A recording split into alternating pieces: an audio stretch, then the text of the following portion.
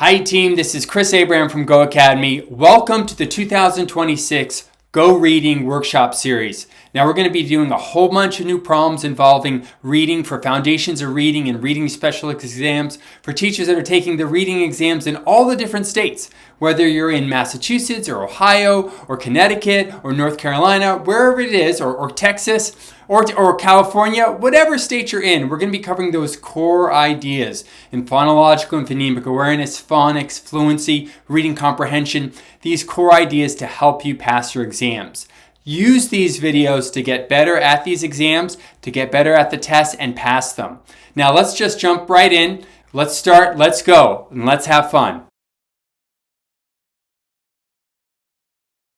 Okay team, our first set of videos is going to be involving phonological awareness. So this is that skill involving hearing sounds and words. All these activities that we do in all the problems are all oral language or auditory activities. So make sure you think about that. These are all sound activities. And each problem that we'll do will involve something to do with sound, hearing those sounds in spoken language. Let's take a look at our first set of problems. Let's go. Okay, let's do a couple examples using sound boxes. I'm going to go to a new one here, and here we have a picture of a frog.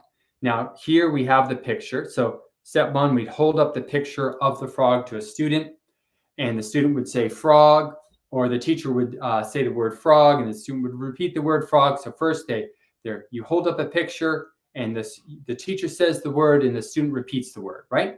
Frog, frog. Step two. The student uses the Alconen box or the sound boxes to segment the individual sounds they hear in the word frog. Notice there's no print. It's just a picture or the prompt is given orally. So the students like f, r, a, g, and then they blend it together, frog. So the sound box becomes a tool to help segment the individual phonemes in that word, and then it also helps them blend it together. So f, r, a, g, frog. All right, what's step three? Well, if we want to turn this into a letter sound correspondence activity, we ask them to spell it out. So they said the word, they segmented and blended the sounds, and now they're going to take that word and they're going to match it up to the correct spelling patterns for each of the phonemes. So they'd be like f, r, a, g. And then they would have turned this sound activity into a letter sound correspondence activity. Really cool stuff. This is where Alconen and sound boxes really start to help a student get better at that decoding and encoding process. So this is a nice tool for not only sounds, but also letter and sounds, all right? Or another way of saying that is it's really helpful to build phonemic awareness as well as phonics. All right, now let's see how this can apply to some questions and some problems, okay?